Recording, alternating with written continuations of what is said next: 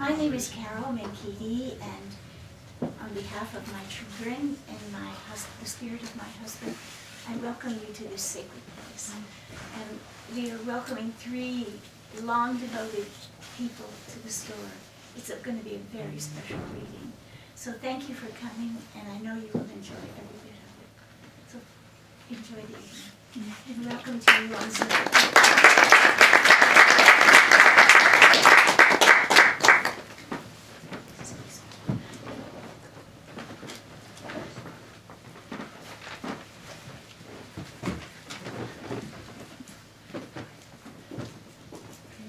Hello, my name is Elizabeth, and it gives me great pleasure to welcome tonight's guests.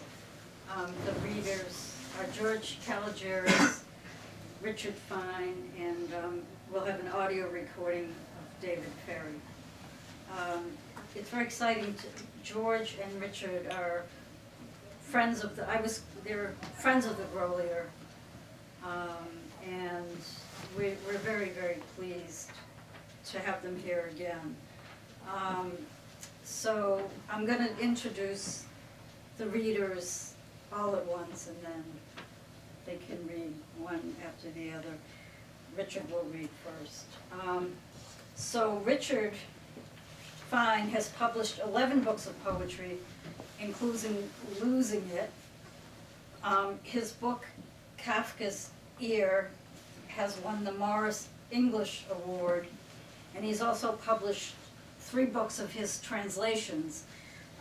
So one of the books is a poet that Richard imagined, and he imagined this poet writing in Yiddish, and then he translated the Yiddish. So that's a very interesting thing to do. I don't think it's been done before. And then the selected poems of Yankev Glatshteyn, with everything we've got, and then he published the full Pomegranate, Poems of Avrom, I'm not going to pronounce the name right, but Sutzkever. And I'm not sure, Richard, is that the imaginary poet? No. These 3 exist. Okay. All right. And he has also published 3 books of prose. Robert Lowell, a critical study, The Dance of Leah, a memoir of Yiddish Genesis, personal essays. He was born in Brooklyn, New York. He taught at Hunter College and University of Puerto Rico before teaching many years at SUNY New Paltz, New York. And he also spent a year on a Fulbright in India teaching American literature. And he has read for the Grolier on more than one occasion, and we're really excited to have him back, so welcome, Richard. And George Kalogeris is also a great friend of the store. He has been very, very generous, donating lots of his first book, or one of the first books, which Camus, Carnets, which is one of my favorite books of all time, and he donated generously many copies, and it's out of print, and it was published by, I can't remember the name. Press Wafer, and the person who was the publisher, Bill Corbett of Press Wafer, is unfortunately no longer with us, and he didn't reprint the book. So my hope is that that book can somehow be reprinted, because it's a wonderful book and it should be available. But he's here to read from his most recent book, which is Winthropos. And it's an exciting book. It melds the personal and the universal. So I think that's one of George's strengths, is talking about the personal and the universal. He is also the author of Guide to Greece, which was published by LSU. and a book of paired poems and translations, which is another beautiful book that was published by Antilever Press. And then, as I stated before, the poems based on the notebooks of Albert Camus. His poems and translations have been anthologized in Joining Music with Reason, chosen by Christopher Ricks. And that is a wonderful book. I have a copy of that book. I highly recommend it. And George has been teaching English literature and classics and translations at Suffolk University for many years, and he's still there as of this time, thinking about maybe semi-retirement. But I'm sure his students will be devastated. He's just been a wonderful, wonderful addition to Suffolk, and we couldn't be happier to have him here tonight. And then the next reader will be David Ferry, and unfortunately he can't be here in person, but he is also dear, dear, dear to the store. He and the previous owner, Ifani, were very close friends and colleagues for many, many, many years, and I wish that Ifani could be here with us tonight. David Ferry is an acclaimed American poet, professor, and translator. His translations, which include some of the world's major works of poetry, are known for their fluency and grace. In addition to his lauded translations of the Odes of Horace and Virgil's The Eclogues, Georgics, and the Aeneid, among other works. Ferry is a prize-winning poet in his own right. His poetic works include Dwelling Places, Of No Country I Know, New and Selected, which was published in '99, and won the Lenore Marshall Prize. And he's also won the Bingham Poetry Prize, and the Rebecca Johnson Bobbitt National Poetry Prize for Poetry from the Library of Congress, and was a finalist for the L.L. Winship Penn New England Award and the New Yorker Book Award. Bewilderment, New Poems and Translations, 2012, won the National Book Award for Poetry. And the Grolier also published Ellery Street, a beautiful book of David Ferry's poems. So thank you very much for coming, and again, welcome everybody, and welcome George and Richard and David on audio. Thank you.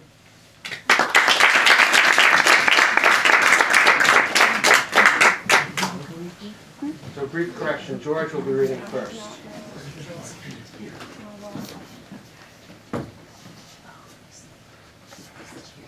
Thank you so much for that moving, beautiful introduction, Elizabeth. It's great to be here. I can't walk into this sacred place, as Carol said, and not feel the warm embrace of Ifeanyi. And thank you, James. And it's wonderful for me to be reading with my dear friends Richard and David, who to me are not only close friends, but masters of the craft. My book is called Winthropos, and it's based on the Greekified name that my immigrant father gave to the town where I grew up, Winthrop. So I'll read the opening poem, Winthropos. And if you get lost, Yordgaki, what will you do? I'll find some older people and tell them my name. Anything else? I'll tell them where I live. And where is that? 45 Locust Ave. And where is that? Winthrop. Then comes his vague, Winthrop, Yordgaki, or is it Winthropos?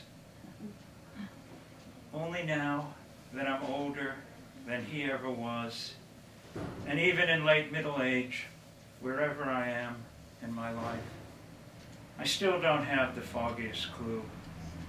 Do I hear the rhyme? Obvious, unavoidable, It tells me the answer to the Sphinx's riddle is Winthropos, my father pulling my leg.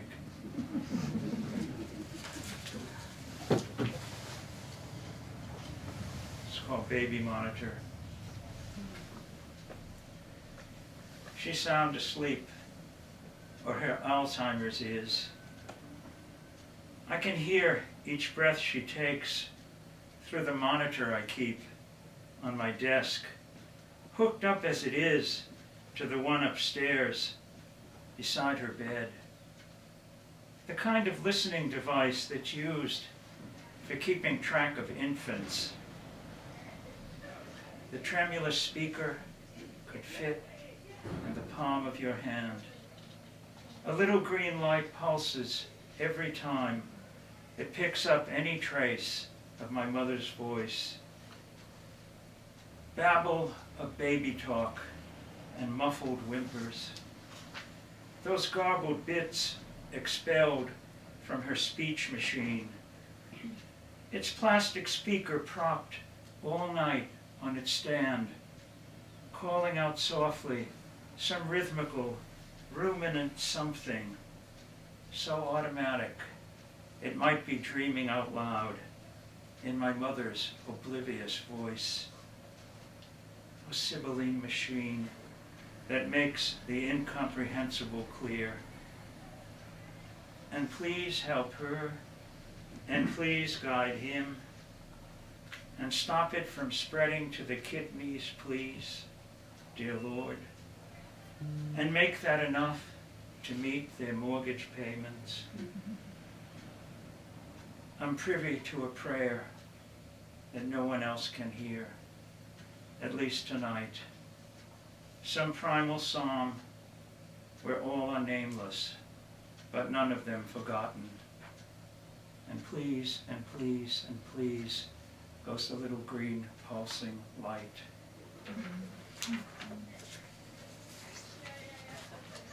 The cover of my book has this image of honeycomb, and I'd like to read a poem. It's called Honey.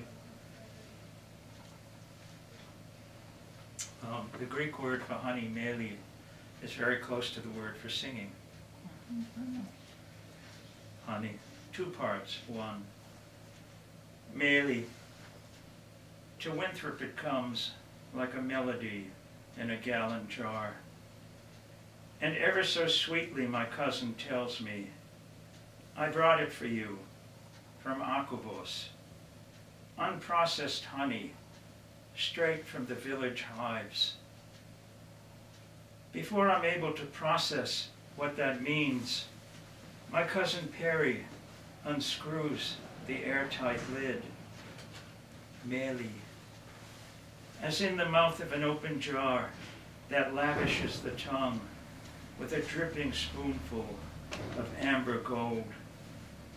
As in the honeybees that swarmed to Pindar's open mouth as he slept in the shade of a sacred oak, sweet child who woke to the odes of praise with meli on his lips.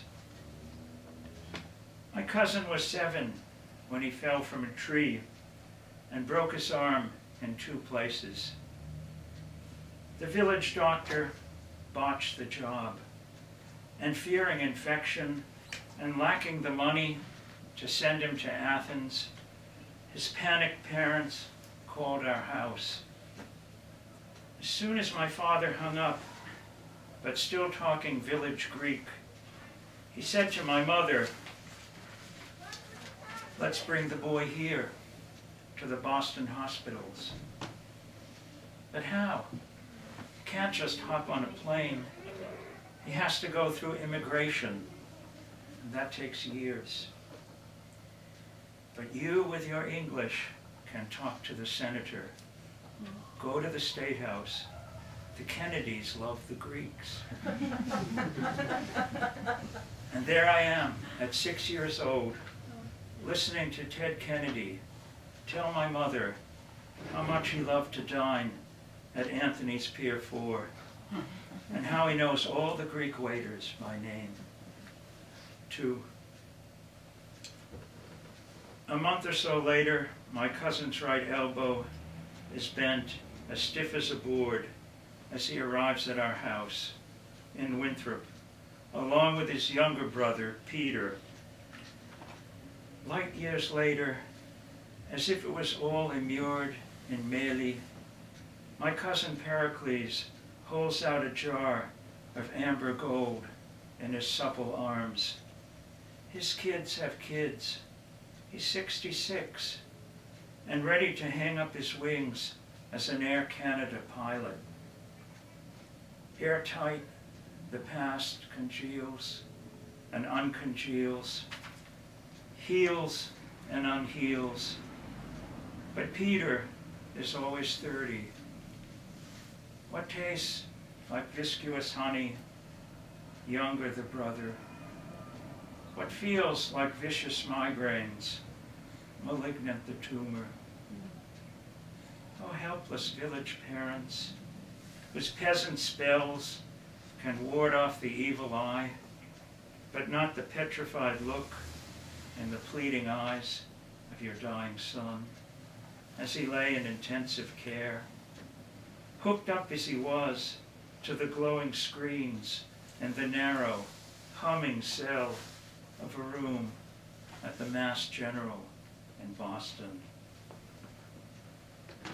Brute mortality, sweet, enigmatic Meli, as in melancholic Lucretius, coating the lip of the metaphorical cup with honey, with lyric honey, to make his bitter medicine palatable, distilled as it was from vintage stoic wormwood. How many cells of how many honeycombs does it take to fill a gallon jar of Meli? Enough for the hives to glow in 2 places, as if the hot honeybees of Akuvos had flown to Winthropos. The Kennedys loved the Greeks.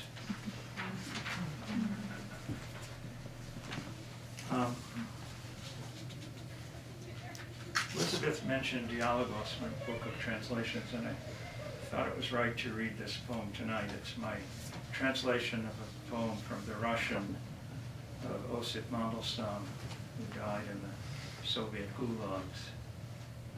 It's called As I Was Washing Myself in the Dark. As I was washing myself in the dark,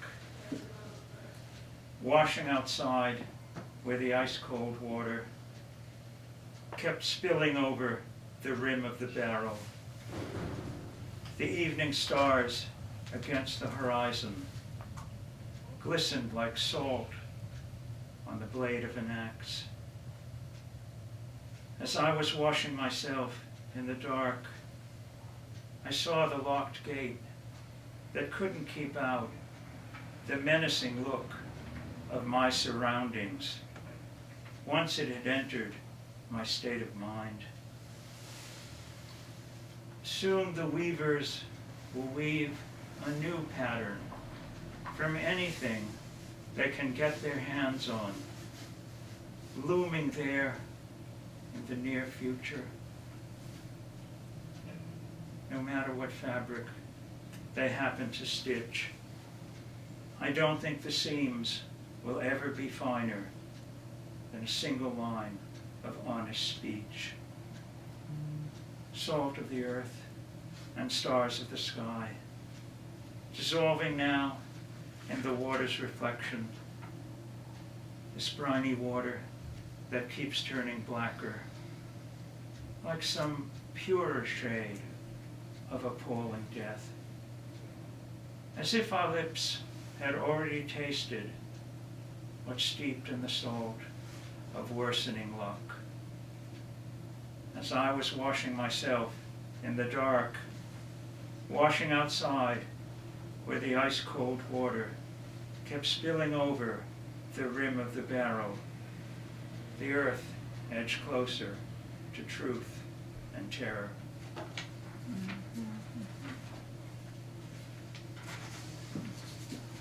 I'll read 2 more. This one is called Birds in Cemeteries.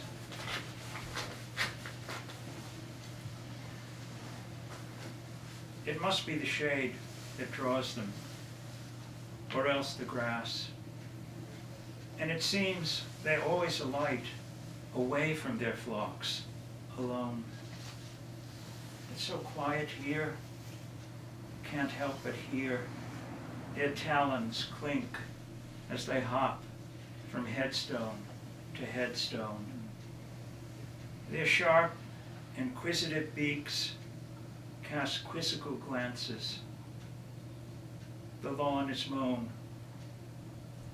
The gate is always open. The names engraved on the stones and the uplifting words below the names are lapidary as ever. But almost never even a chirp from the birds, let alone a wild shriek as they perch on a tomb.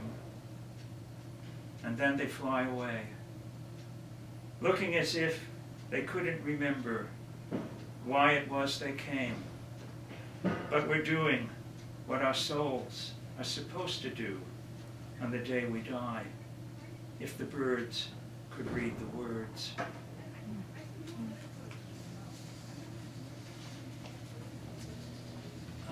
The last poem I'm going to read is called Umbrella. And when I was growing up, it was kind of a universal superstition that you didn't open an umbrella in the house. I don't know if that's still viable. Umbrella. Umbrella. Even now, just seeing one with its dripping canopy open and left to dry on the floor of a front hallway is bad luck and gets me tense as the glinting tips of its outstretched struts. Just calling it, as the dictionary does, a bell-shaped, collapsible shade, invokes my father's black umbrella, and how it sprang into shape with the push of a little red button under the handle. And from the way my mother came storming into my childhood room, you'd think the full-blown curse of Atreus had been loosed upon our house. The house my father blessed with a basil leaf. Long before Horace taught me that Jove can drive his thundering chariot and galloping steeds across a perfectly clear blue sky, Greek dread was the air my superstitious parents breathed, as did that row of elderly women who always dressed in mourning and sat at the front of our church. And if you didn't watch out, those black-shawled crones could give you the evil eye, or so we were told. Fear hubris, fear sickness, fear the way they muttered your mira, meaning your fate is already written, Krameni. Same old ancient chorus. It all comes back with a sudden, bracing whoosh, like holding a plastic shield against a deluge. Thank you very much.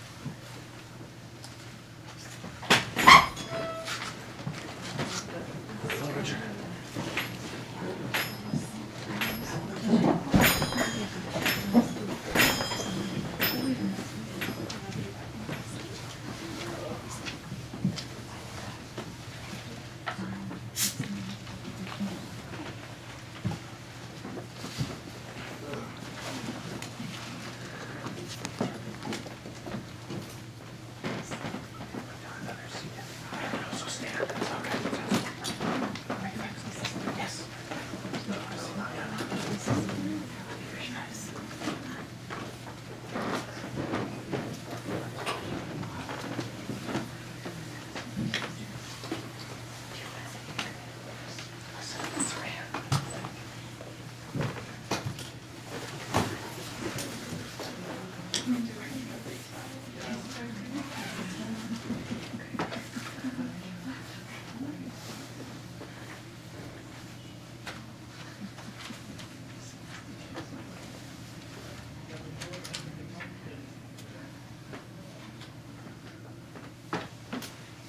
you, Elizabeth. Thank you, James. Thank you, Carol. Thank you, Grolier. I'm blessed to be reading tonight with David and with George, two masters.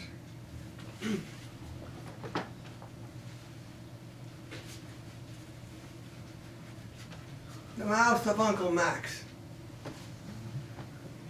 The brassy glare of a gold tooth socketed in his lower gum branded the Yiddish my Uncle Max expelled. His nugget tooth exhibiting an alien luster. His hands gesticulating his sounds in the living room. His clack grating that sheeny element into my food. And when he gloated or argued, I could see the ridges of his enamels and amalgams braided all the way back to the back of his mouth. His sounds conspired with the tribal radio station my father dialed up on Sunday mornings, with the chatterboxes in the stores, with the pitch of the fruit and vegetable peddler guiding his nag by the throat latch down the streets of our neighborhood, with the supplicant schrei of the old man in the alley, cash clothes, offering money for old clothes and rags, his Yiddish English clamoring into my ears. My mother calls down, asking him up to our apartment. What are these sounds? What are they doing to me? Why must I protect myself from this old world seeping into me, from these sounds snaring me, from that alloy teeth implanted in Uncle Max's mouth? 2. I can't understand why Yiddish has such a hold on me.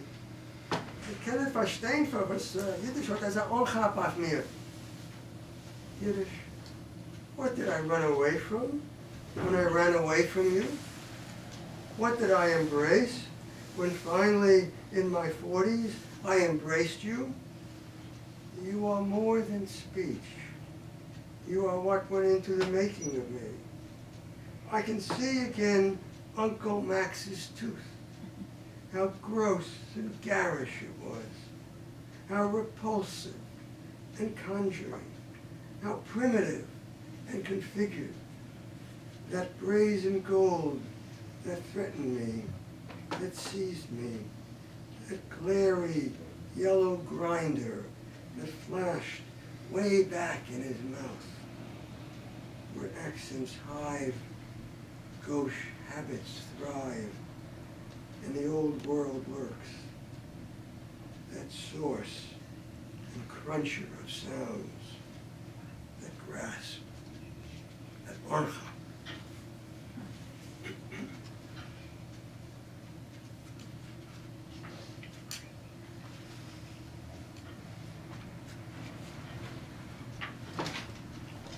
To a woman remembered, I will die just as you will. You and I, unknown to ourselves and to each other, when ears can't hear or tongue make sounds. Even a young poet who longs to lay a girl, as I did you, will in time lack everything. All shapes will disappear from my mind, even the ghost of you lingering there. Your voice coming down the stairwell. Is that you, Richard? It's me. Memories, versions, voices come to an end. The stairs, rooms, Buildings, all gone, too. You on the 3rd floor, buzzing me in.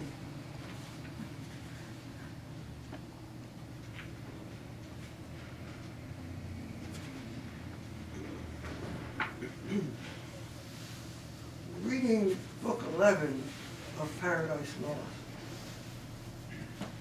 On an evening that means a lot to others, Christmas Eve, I am moved to tears by Angel Michael's herbal cures of Adam's eyes, removing a cataract induced by Satan, opening Adam's eyes to the world he is about to enter since he's been expelled from paradise.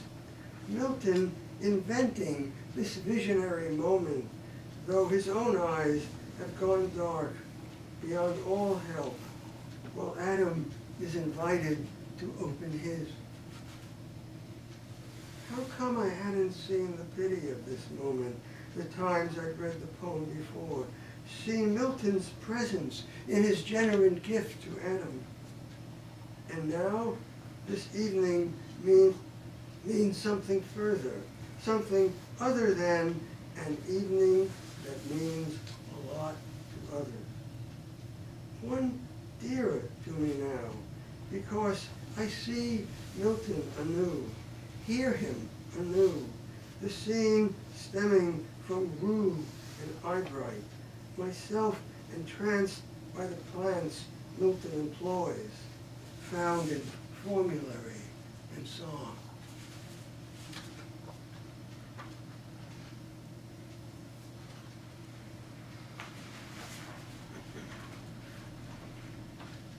Northeast Corridor. Once, riding Amtrak from Boston to Penn Station to read my translations in New York, I saw the ghosts of Yiddish poets wearing fur mantles and coming out from behind trees somewhere north of New Haven and asking me to translate them. And I wrote a poem about their emergence and their approaching the train and letting me know they gave me sanction.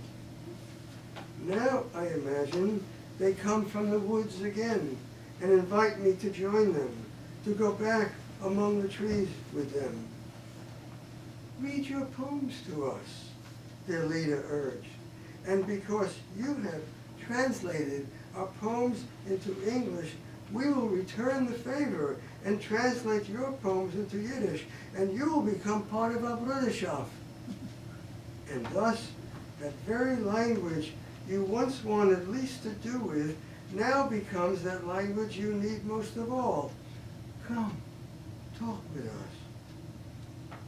Their leader, whom I knew had an elegant English because we chatted once in a restaurant on East 86th Street near Yevo, extended his invitation in Yiddish, trusting I would understand, as I once did over our coffee. And the gravelly, claimant, alien voices of the old men of my childhood changed into the leader's kind offer.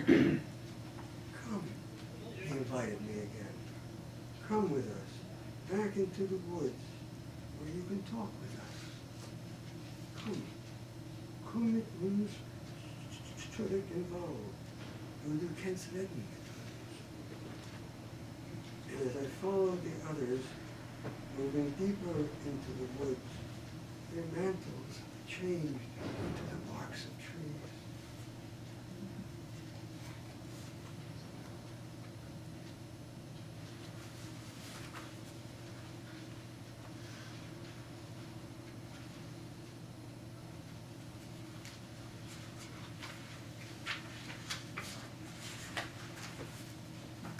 Out of the Cape,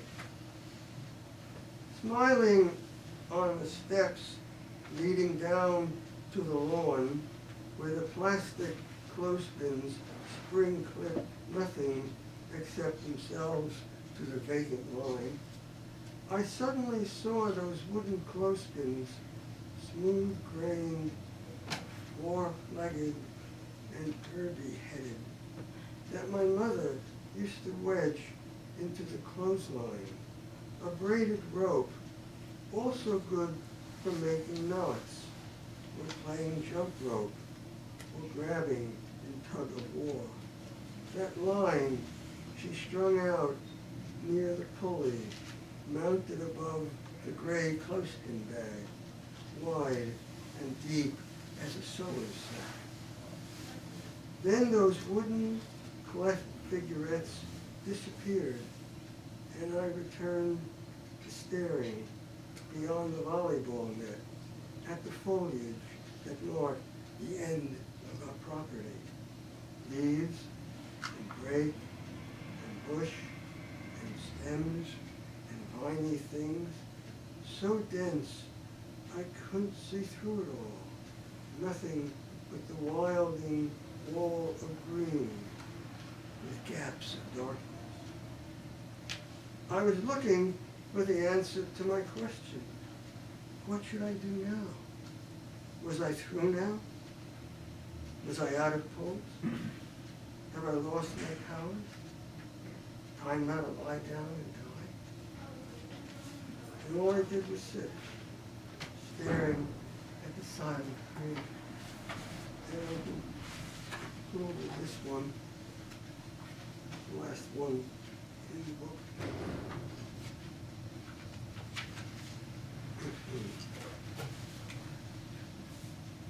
Love lines in old age. For Bert Stern.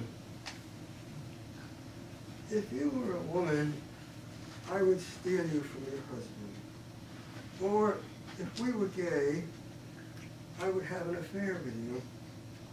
But we're two old Jews, straight, in the manner of speaking, who dutifully got their PhDs, taught, had kids, and kept their passion for poetry, reading it, writing it. I love Whitman a bit more than you do. You love Blake a bit more than I do. But we both stick by Yeats and Wordsworth and Hardy. You're drawn to the Buddha. I'm still entwined in the Jewish Bible. You smile at the way the grass bends when an army invades, and the way it bends when that army retreats, as you read in Dufu. While I am stuck on the hot coal the angel's hand lays on Isaiah's lips, we hold our love in our differences and in our contradictions. To think, I have lived long enough to fall in love with a guy in old age. So this is calamus, without the love flesh swelling. You keep me going, I keep you going, poetry keeps us going, we gas each other up, pump up each other, feed off of each other.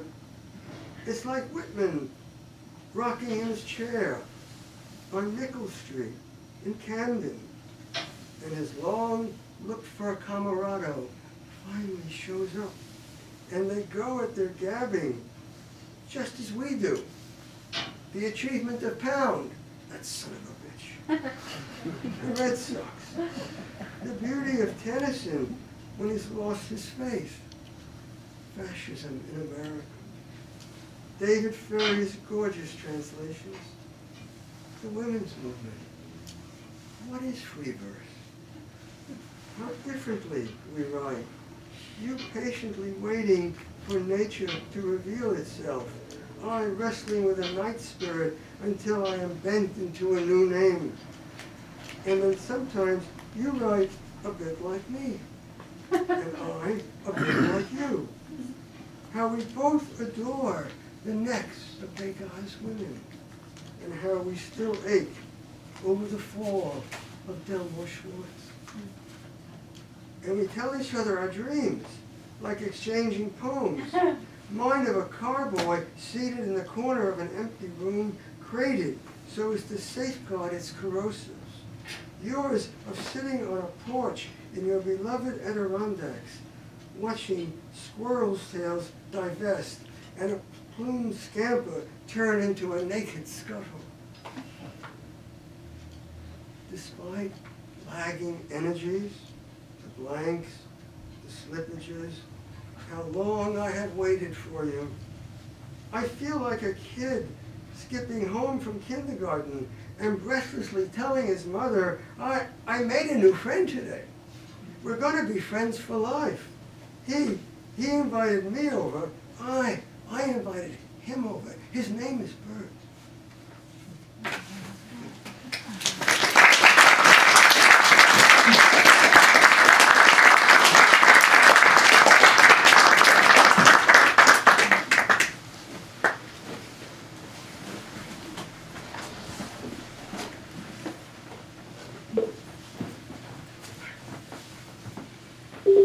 Yes, Ellen. George and Richard, thank you very much for that exceedingly beautiful readings. Now we are honored to be able to play a new recording from David Ferry, and we want to wish David a happy birthday. It's his birthday.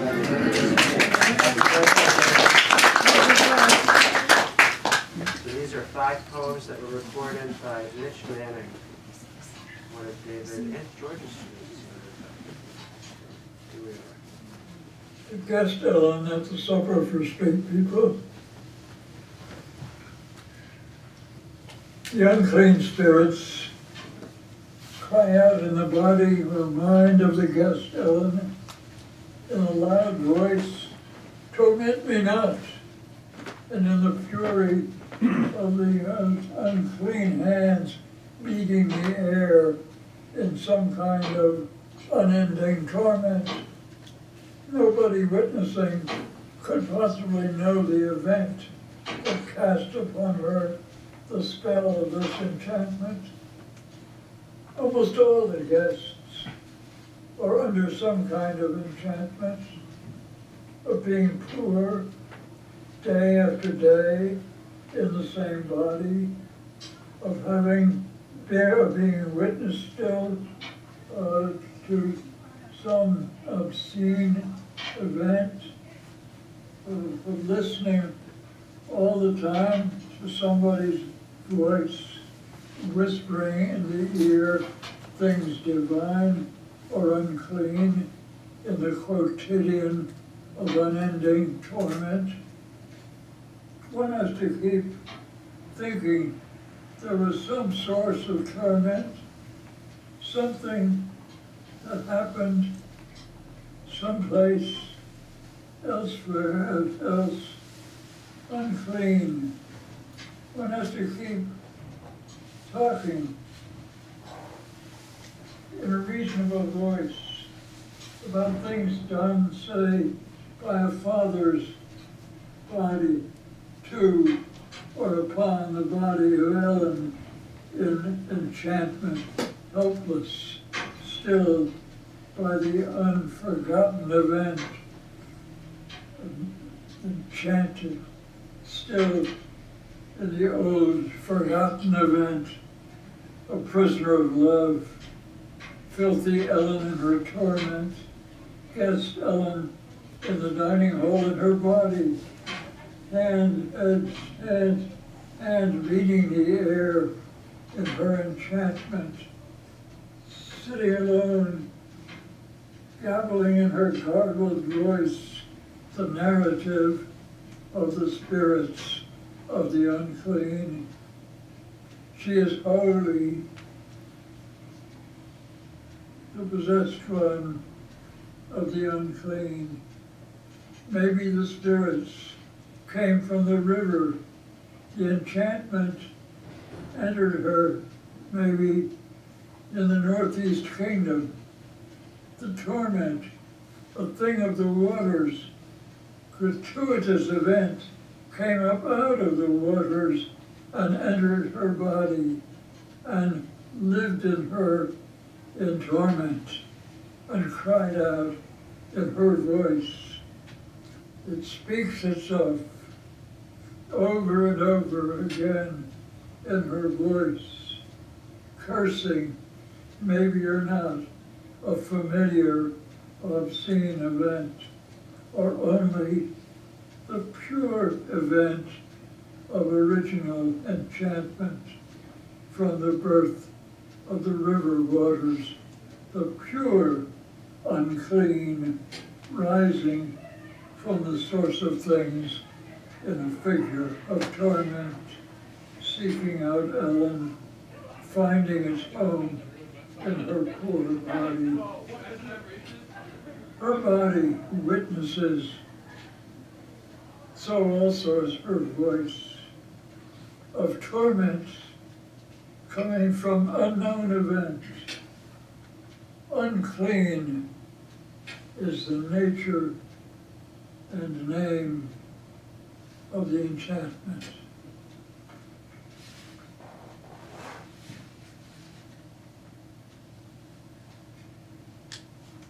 The proselyte, the iambic pentameter is its first negation. A man the unclean spirits had got into the parish hall on Tuesday night. The unclean spirits poured out through his skin in the form of filth and cried out in that form, and cried out in the form of how he went rapidly back and forth as if for many errands to one person and another, or to nobody, up and down the parish hall, little trips, back and forward rapidly, like a wasp or fly, hysterical with purpose, battering himself against our difference. There was authority in him as he went, carrying his message to one of us and another who had condemned him to this filth and this unavailing rage, and the little voice crying out something in the body's cage. The voice was pitifully small, as if from someplace else, or time of childhood, say, or country other, telling us something no one in the parish hall could possibly understand. Rabbinical, as if of ancient learning, knowledgeable and unintelligible. The proselyte, the morphemes were uncouth. His body was clad in the black of the unclean spirits. And then he was going away from the dining room, a wasp trapped in a house, desperately trying, flying from one room into another room, how to get out of the place in which it was, or else to carry the message to some place other. He went to the phone on the wall of the hall outside and said into the phone whatever it was he was saying, and tore the phone out of the wall and said to the wall, telling it things in the little far-off, doleful, insect crying voice in that other language. And then he went to the outside door of the, and said to the outside door of the parish hall whatever he said to us on the phone, on the wall, and then he was gone away into the night.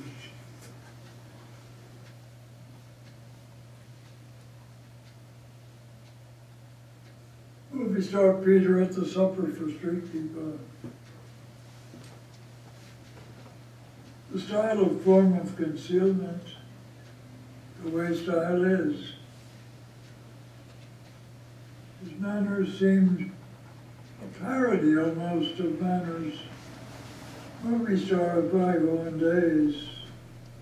Strangely elaborate, highly stylized manners, complicit with his fame and with your praise, looking towards you and then away from you, star-like, movie star-like, a dance routine, the walk, almost a glide or elegant shuffle, always on the verge of veering away, circling away and over to the other side of the frozen skating rink that he was on.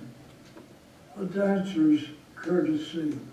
The courtesy, I mean, of the dancer to the audience, flirtatious and familiar, only for you, and entirely impersonal and withheld. All of the above, though,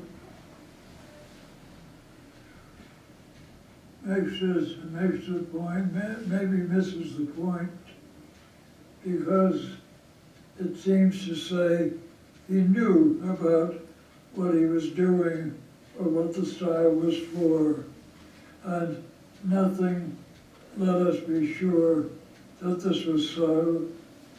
A look on his face of amusement, as if he knew a secret that he shared with you and yet kept to himself, as if it only showed the cryptogram, but wouldn't provide the key to read it with. But could he read the code?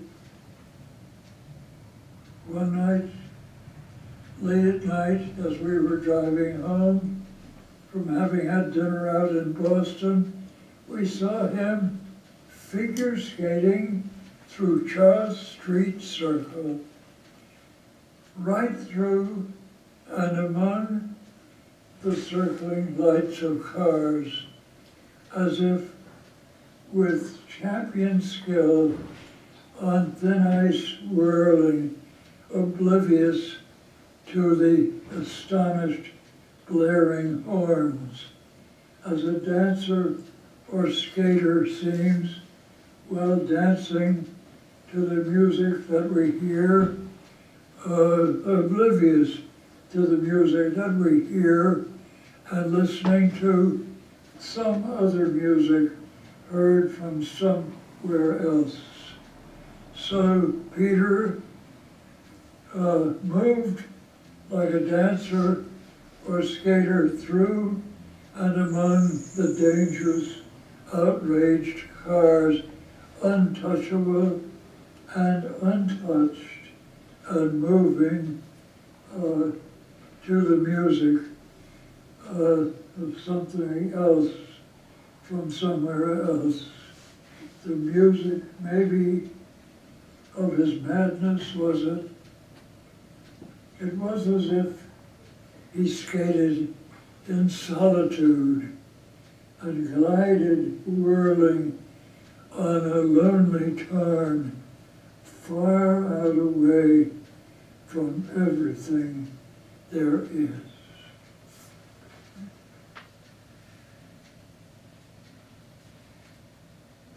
At the street corner, after Rilke, das Lied des Zwerges, Song of the Dwarf. Maybe my soul's all right, but my body's all wrong, all bent and twisted. It's this that hurts me so. My soul keeps trying to straighten my body out. It hangs on my skeleton, frantic, flapping its terrified wings. Look here, Look at my hands. They look like little wet toads after a rainstorm's over, hopping, hopping, hopping. Maybe God didn't like the look on my face when he saw it. Sometimes a big dog looks right into it.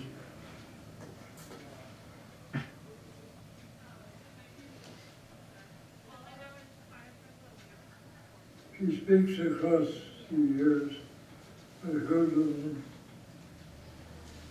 If having gone so far from one another on distant ways, because all the ways and all the time, you know me still, who was your partner in those days, in all the sorrow.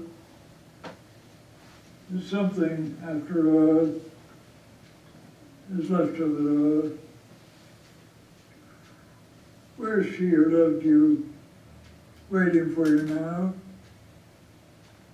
Here in the civic garden, just as before. Here we're in memory. Once again, we're meeting in the dusk as before, and after all the sorrow, beside the black original river flowing. There were those moments. I remember there were those moments, and you, so closed up in yourself, were able, with me, to be, if just for one moment, less so. There was something good about that, for you, for me. The time went by as if there was no trouble. I remember how you showed me all those places that though this was my country, I had never visited or seen as through your eyes. The open fields and the hidden places, looking from concealment out over the sea. Was it in springtime then? Was it in summer? The nightingales and the other birds were singing, and the fragrance of the trees was all around us, and the hyacinth, the violets, the tulips, green ivy on the house walls, green the shadows of the pathways where we walked together. Then, thinking it all, after all, was possible. It wasn't that you were different than you were, or I than I, but that we were, for a while, all right together in our separate selves.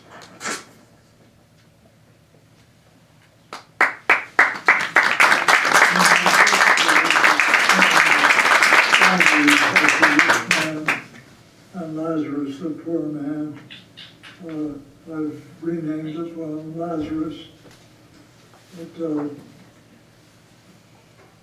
It's about the backyard of our house in Ellery Street in Cambridge that we were living in then, and there was a street person in the neighborhood who sometimes slept in the alley between our backyard and the Orson Welles movie theater that was then there. Lazarus. The dog-headed well-man sleeps in the back alley, behind the fence with bitter trees adorned, In the corner of the garden over near where the viburnum flowers or fails to flower, depending on whether or not we water it. Many times over again it has survived. The leaves are homely, crudely rough cut, with a texture like sandpaper, an unluscious green, virtuous in look, not really attractive. Like Kent and Lear, plain-spoken, a truth-teller, impatient with comparison as with deceit.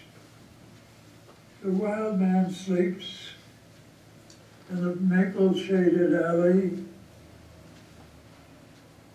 have hidden behind the garden fence, behind the wooden garden seat, weathering gray, in the corner of the garden over near where the Orson Welles movie theater used to be, from which in former days you faintly heard the voices of the great dead stars still vying in rich complaint, or else in exaltation of meeting or farewell, in rituals of wit or mastered, or in ecstasy of woe beyond the experience of saints.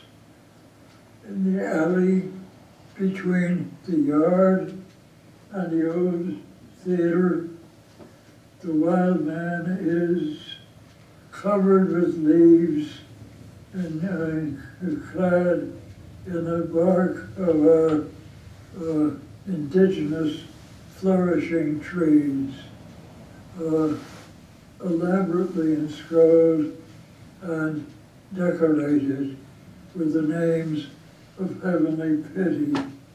There he sleeps in the freedom of his distress among abandoned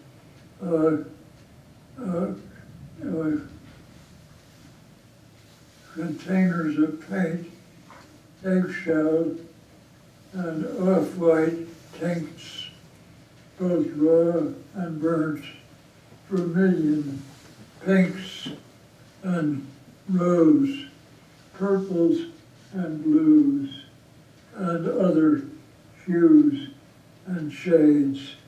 Close by the tangled roll of wire screening under a scribbled hieroglyphic sign.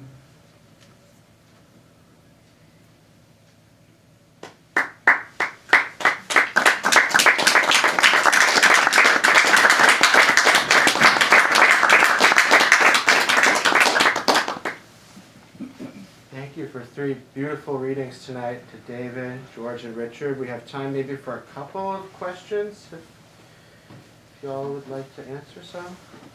How do you guys, James, George? I'd like to say something. Yes. I want you all just to know that James arranges these poetry readings, and I'm so happy that he's doing such wonderful readings.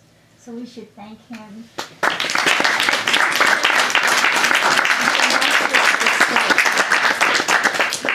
Thank you, Carol. It's all thanks to the Mankidi family and the poets that make these wonderful events happen. So I want to give a hand to Carol for her returning to the story. Good. How about a short Q&A? Does this sound good? You, Richard, want to go up to the front?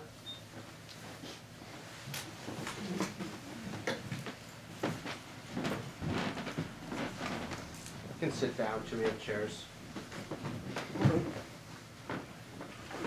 Don't destroy a place in front. Yeah.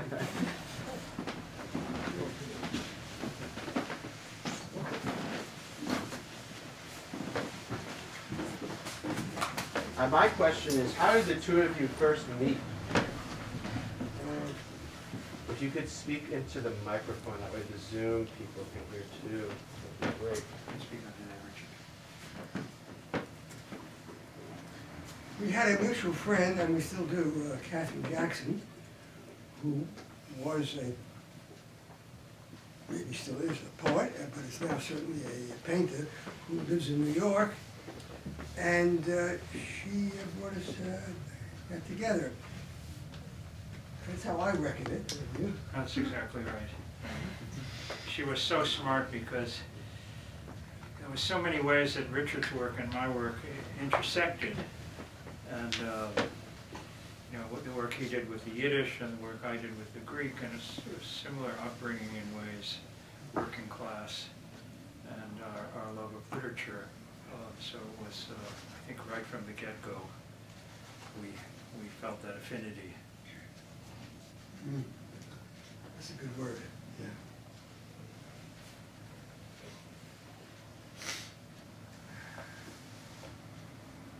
Hi, Camus. Really, God's what a place. Marcia? Yeah, can you say, Richard has talked about escaping from Yiddish, and I'm curious about if you could say something about the moment in which you returned, and maybe for George, if there was a parallel relationship, escape from, I don't know, from Greek, and maybe a return at some particular moment, if you could say.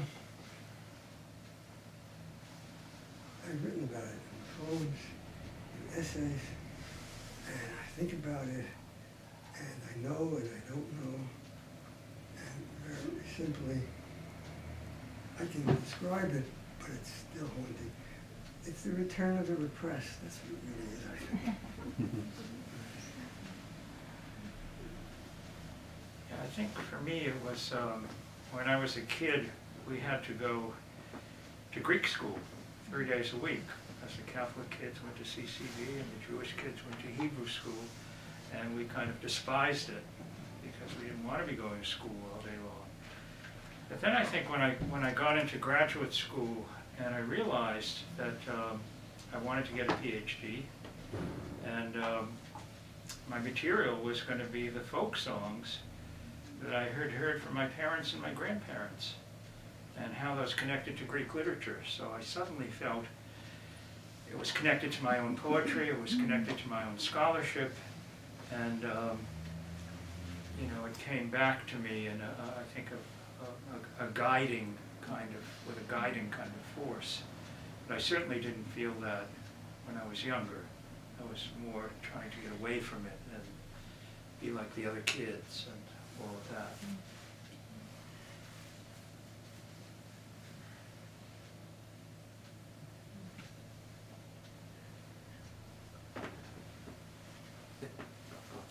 Is your poetry autobiographical? It isn't, and it isn't. Sometimes I think what actually happened didn't really happen. What didn't happen actually happened. Autobiographical and then some. Yeah, it's a hard question. It's a great question. I think, you know, for me, when it's sort of personal autobiographical, it doesn't work as well. But there has to be something private. It gets a little bit deeper than the personal. And I don't know exactly where that's taking me, but it's the source of a poem. So it's never literally, you know, an autobiographical thread that I can follow. I mean, it's more how one line is leading to another line. It has some kind of private music that I'm hoping will have a common root.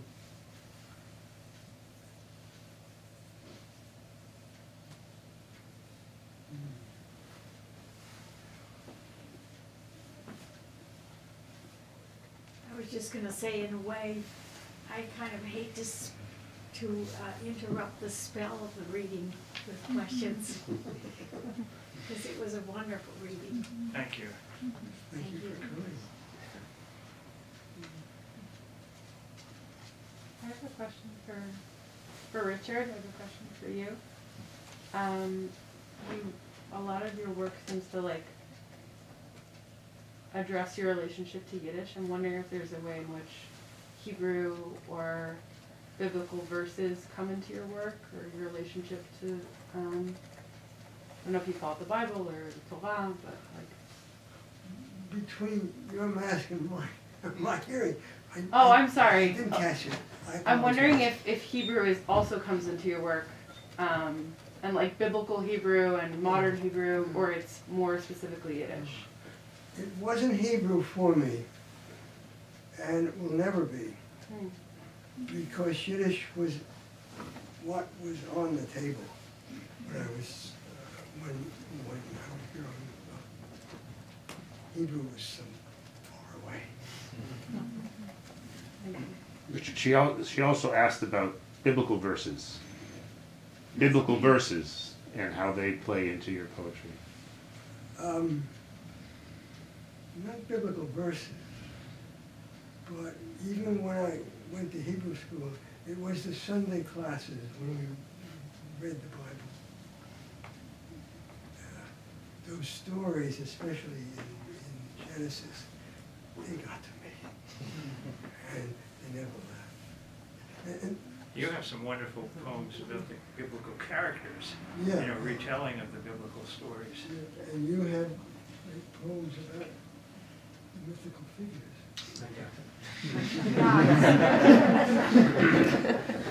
Somewhere they meet.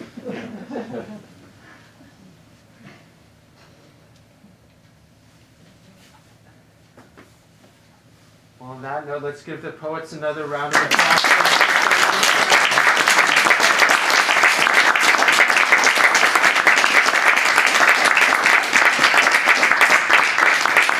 We've got some books for sale over here. The poets will be signing books. Thank you, everybody, for attending. If you could bring your chairs and put them up against a wall, that would be great.